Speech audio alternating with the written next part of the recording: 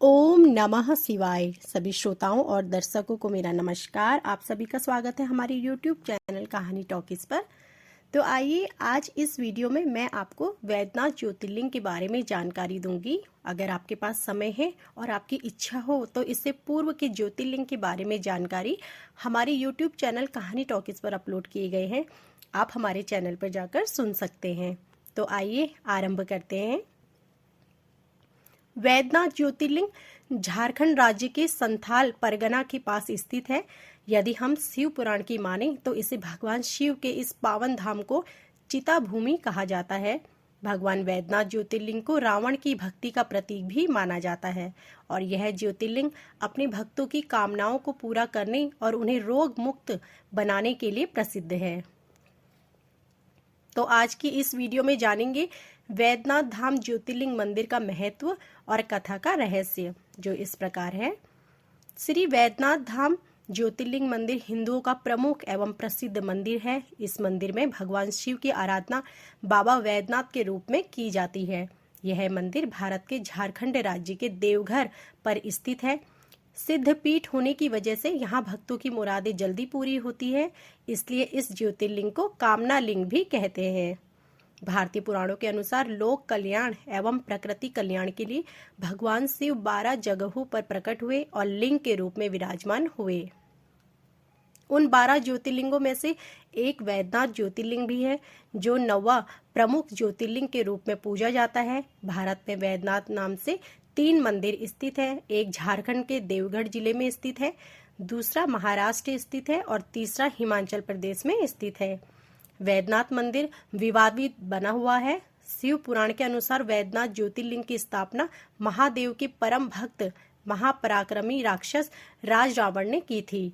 राक्षस राज रावण महादेव को कैलाश पर्वत से लंका ले जाना चाहता था ताकि वह अपना सारा जीवन भगवान की आराधना में बिता सके।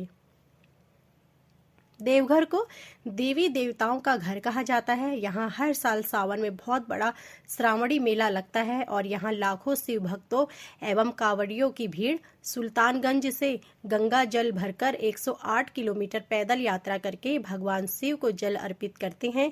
वैद्यनाथ धाम की यात्रा श्रावण माह के शुरू होकर भाद्र मास तक लगातार चलती रहती है। बाबा वैद्यनाथ ज्योतिर्लिंग मंदिर के बगल में एक विशाल तालाब है, जिसके आसपास बहुत सारे मंदिर बने हुए हैं और यहाँ शिव मंदिर माता पार्वती के मंदिर से जुड़ा हुआ है। पुराणों के अनुसार कहा जाता है कि वैद्यनाथ ज्योतिर्लिंग मंदिर के बाद वासुकीनाथ शिव मंदिर दर्शन किए जाते हैं, जो कि देवघर से 42 किलोमीटर एक छोटे से गांव में स्थित है। इस प्रसिद्ध वैद्यनाथ धाम के परिसर के सभी मंदिरों जैसे शिव पार्वती लक्ष्मी नारायण मंदिर के शिखरों पर त्रिशूल की जगह पंचशूल लगा हुआ है, जिसे एक अजय शक्ति माना जाता है, जो कि एक सुरक्षा कवच की तरह है। इस प्रकार का पंचशूल रावण ने अपनी लंका की सुरक्षा के लिए चारों ओर लगवाया था। इस विद्या का ज्ञान रावण को राक्षसों के गुरु शुक्राचार्य से हुआ था। यह इतना शक्तिशाली था कि भगवान राम भी इसे भेद नहीं पा रहे थे, तो विभीषण ने इस रहस्य को उजागर किया था। यह पंचशूल प्रतिवर्ष शिवरात्रि के 2 दिन पहले उतारकर इसकी विशेष पूजा की जाती है। इस दौरान लाखों श्रद्धालुओं का तांता लगा रहता है। इस पंचशूल को स्पर्श करके श्रद्धालु आशीर्वाद प्राप्त करते हैं। पूजा के उपरांत इन सभी को शिखरों पर पुनः लगा दिया जाता है। इस पूजा में शिव एवं पार्वती के मंदिरों के गठबंधन को हटाकर नया गठबंधन भी किया जाता है। वैद्यनाथ मंदिर जिस जगह स्थित है उस स्थान को देवघर कहा जाता है, अर्थात देवताओं का घर कहा जाता है।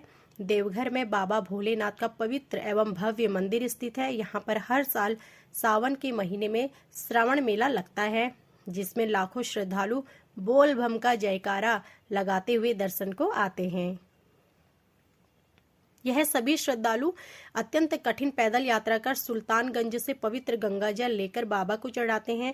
वैद्यनाथ की पवित्र यात्रा श्रावण मास में शुरू होती है और सभी श्रद्धालु सुल्तानगंज से पवित्र गंगा जल अपने अपने कांवड़ में भरकर बाबा वैद्यनाथ को धाम चढ़ाने को जाते हैं एवं पवित्र गंगा जल ले जाते हुए सभी श्रद्धालु यह ध्यान रखते हैं कि जिस पात्र में गंगा जल है वह भूमि से ना लगे।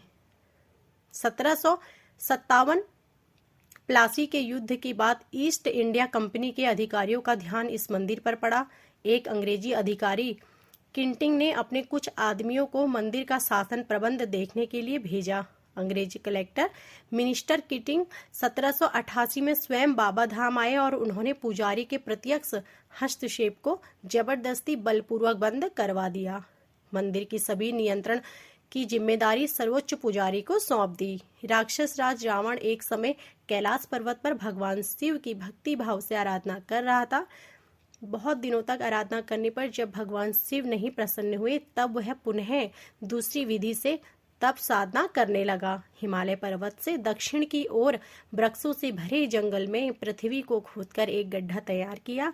उस गड्ढे में अग्नि की स्थापना कर हवन प्रारंभ किया। रावण ने कई तरीकों से अत्यंत कठिन तपस्या की।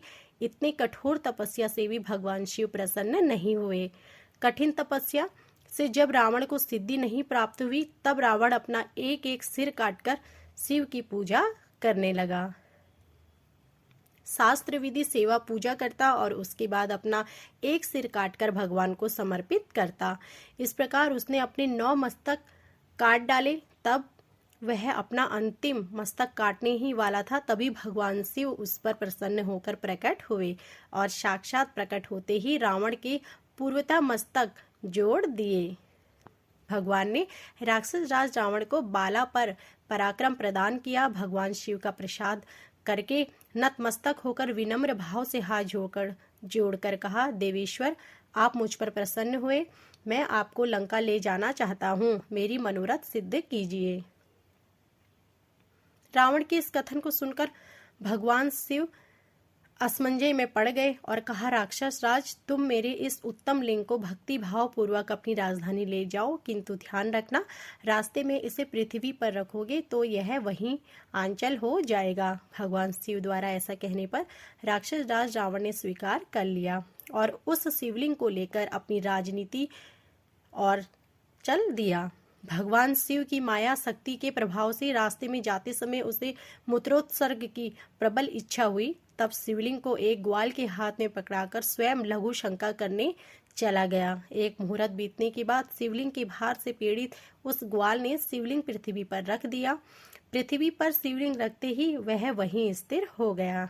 लोक कल्याण एवं प्रकृति कल्याण की भावना से शिवलिंग वहीं स्थिर हो गया। तब रावण निराश होकर अपनी राजधानी चल दिया। इंद्र आदि देवताओं और ऋषियों ने लिंग के बारे में सुनकर उन लोगों से अति प्रसन्नता के साथ शास्त्र विधि से शिवलिंग की पूजा और स्थापना की।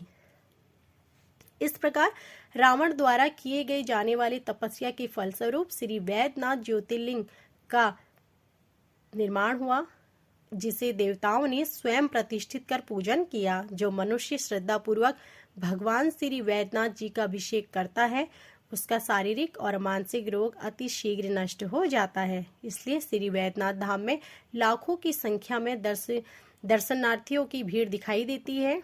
वैद्यनाथ धाम झारखंड के देवघर में स्थापित एक प्रमुख ज्योतिर्लिंग मंदिर है। यह देश के प्रमुख नगरों से अच्छी प्रकार से जुड़ा हुआ है।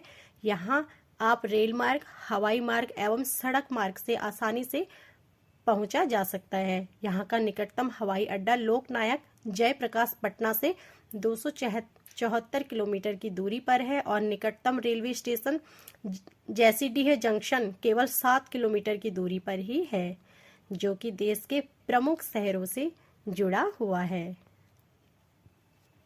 तो यह थी हमारी आज की वीडियो। आशा करती हूँ कि आपको हमारी यह वीडियो पसंद आई होगी। ऐसे ही बाकी शेष ज्योतिर्लिंगों से संबंधित वीडियो जल्द ही हमारे चैनल पर अपलोड की जाएगी।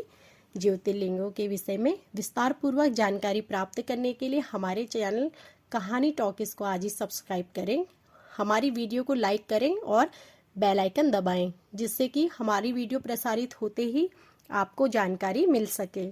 आप सभी का धन्यवाद।